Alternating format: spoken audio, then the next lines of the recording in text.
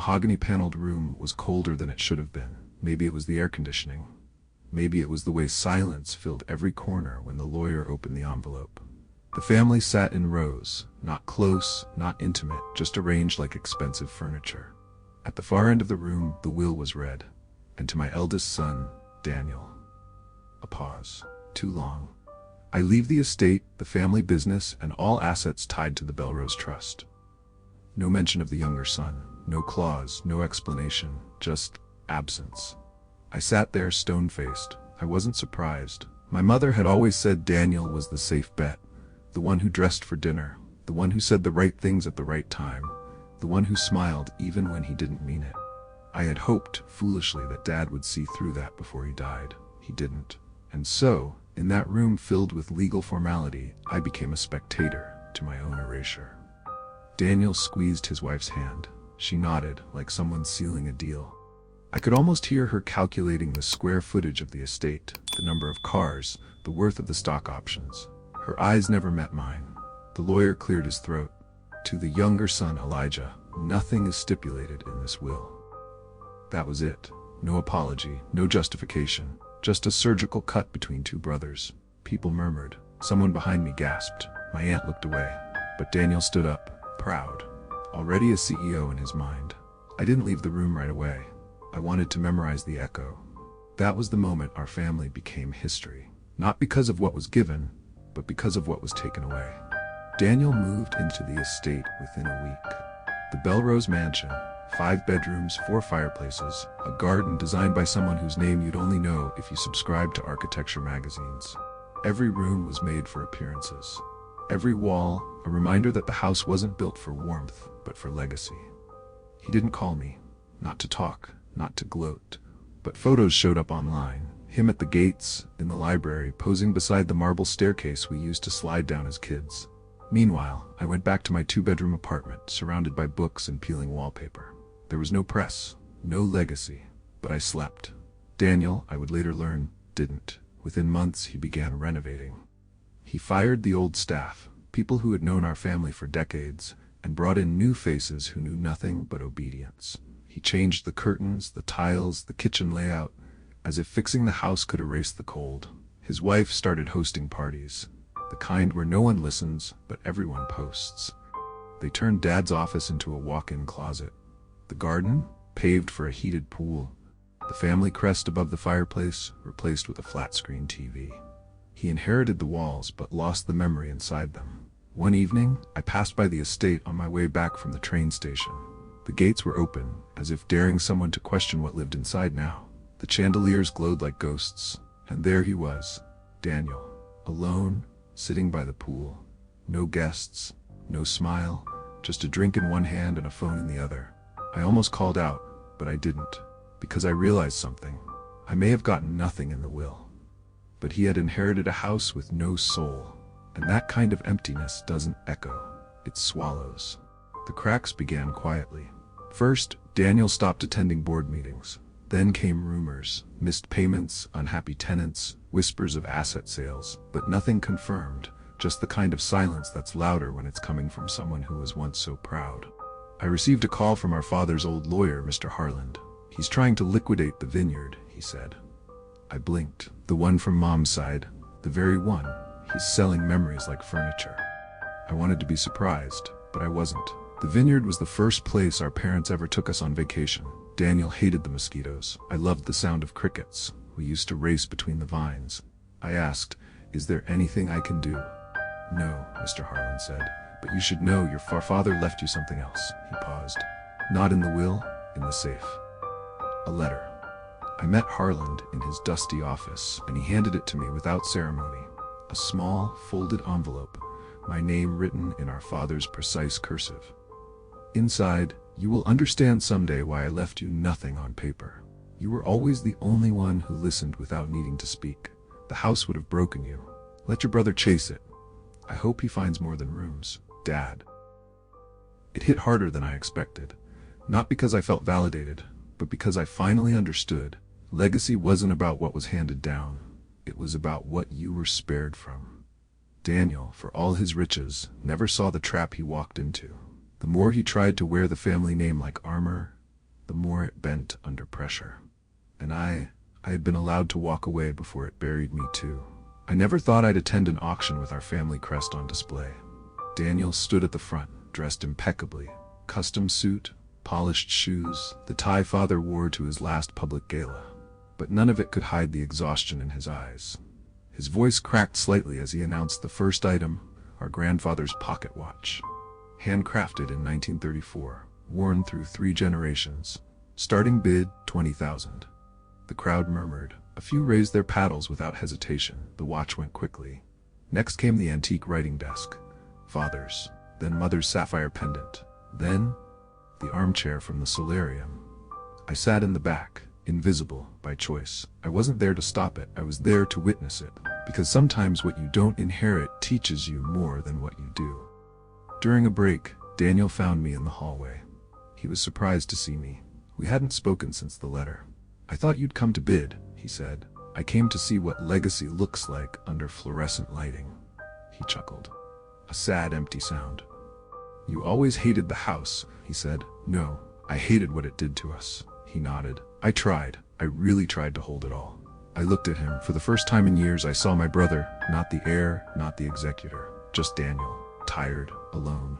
"Dad thought it would make you," I said. "It almost did, and then it unmade me." We stood in silence, 2 sons of the same man, one with too much, one with just enough. The next item was called a painting from the dining hall. Daniel turned back to the room, and I walked away, the sound of bidding echoing behind me, like nails into the coffin of a legacy that never truly belonged to either of us. 3 weeks after the auction, a letter arrived at my door. It was sealed in deep green wax, the color of our father's stationery. The handwriting was unmistakable, formal, tight, as if every loop and stroke had earned its place. Inside, a codicil to the will, unofficial, but real. "I leave this only to the one who received nothing." Not as an apology, but a reminder. Sometimes, freedom is the inheritance. It wasn't notarized.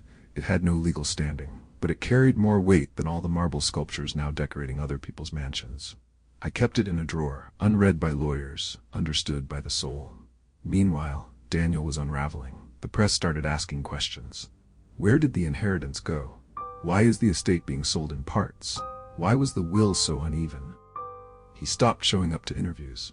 He lost weight, he sold his boat, his Porsche, his silence. I reached out once, just a message. No one teaches you how to carry a family name when it's heavier than gold. He never responded. But 3 nights later, a voicemail landed on my phone. No words, just the soft sound of the piano in our childhood home. A piece our mother used to play when storms rattled the windows. That was the moment I understood. Daniel wasn't clinging to wealth. He was trying to hear her again, to feel something that wasn't transactional. Money doesn't echo in memory. Music does. I walked to the pier near our old summer house. I sat there for hours, not crying, just remembering.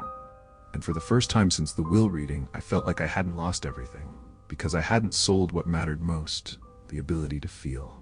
And somehow that made me richer than he'd ever been.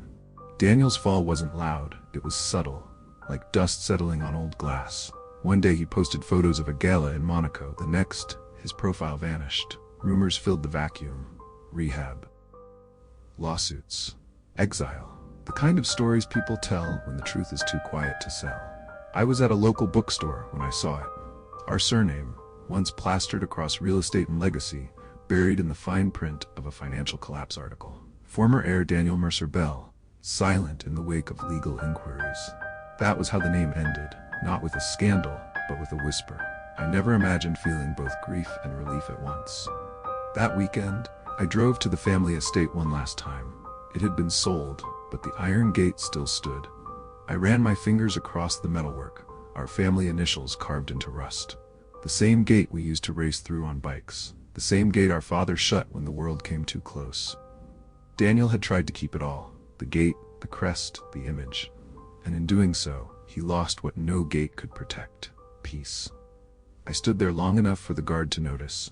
He didn't recognize me. I didn't explain. I just whispered, "You can let it go now." Not to him, to the past. That night, I opened a bottle of cheap wine and watched the stars from a small apartment window. No estate, no staff, no shares. But for the first time, no pressure to perform legacy. Daniel chased the inheritance. I received none. And yet, only one of us still had his mind intact. The final will had written me out, but life had quietly written me back in. Years later, while cleaning out my own storage, I found it. A small brown envelope with my name, handwritten in our father's calligraphy, postmarked the week before the will was read. I had never seen it. No one mentioned it. No one handed it to me. My hands trembled as I opened it. Inside, a letter, a photo, and a key. The letter was brief. "Michael, if you're reading this, then the will has disappointed you. I'm sorry. I thought giving Daniel everything would keep the name alive. But I knew you'd survive it. The legacy isn't in the holdings, it's in who holds their soul intact. The key is for the cabin. I left it in your name quietly. No lawyers, no titles, just firewood, lake water, and silence. Maybe we'll talk again there, between the trees." There were no instructions, no legal claims, just permission to be. I stared at the photograph. It showed me and Daniel as kids, sitting on the cabin dock, feet in the water. No brands, no suits, no expectations. I hadn't seen that version of us in decades. That weekend I drove to the cabin. The door creaked open like an old friend waking up. Dust and time. Firewood still stacked. A note in the kitchen, unsigned. Some things outlive money. I spent that first night staring into the flames. The silence was thick, but kind. I wasn't wealthy. I wasn't bitter. I wasn't performing. I was simply a man with an old letter, a wooden floor under his feet, and the echo of a brother he once knew. Daniel had lost everything he inherited. I had inherited nothing, except the one place our family had once been whole. And maybe that was the only part worth keeping. The seasons changed at the cabin, but my visits didn't stop. No Wi-Fi, no boardrooms, no curated life, just books, letters, and memories I could finally read without rage. One day, after stacking firewood, I sat down at the old pine desk and began to write. Not for court, not for closure, just for truth. "Daniel," I began, "I don't know if you're still alive. I don't know if you'd want to hear from me, but I've learned to speak, even if silence is what answers." I told him about the cabin, the key, the photo, the letter from Dad. I didn't mention the yacht or the investors or the scandals. I mentioned the smell of lake water, the creak of the dock, the way we used to race canoes, the sound of our mother's voice from the kitchen window calling us in. I wrote until dusk. Then I sealed the envelope, placed it by the fireplace, and never mailed it. Because some letters are meant for the soul, not the mailbox. I still don't know if Daniel ever found peace. But I did. Not because I got what I deserved, but because I stopped expecting fairness from money and started accepting meaning from what couldn't be bought. People call it letting go, but to me it felt more like returning to the part of me that knew how to live without applause, without envy, without inheritance, just with presence. And one day, when my son asks about our family fortune, I'll show him this cabin. Not the absence of gold, but the presence of silence, of choice, of what remains when the will leaves you nothing but a key and a chance to build something true. They think losing the will means losing everything. But sometimes not being chosen is the only way to escape a curse. Daniel inherited millions. I inherited nothing, on paper. But I also didn't inherit the pressure, the corruption, the unraveling that came with it. I watched my brother burn through wealth faster than love could catch him. And in his wreckage, I found a strange kind of inheritance too. The kind you can't deposit. The kind that teaches you what not to become. The will was never really about money, it was about legacy.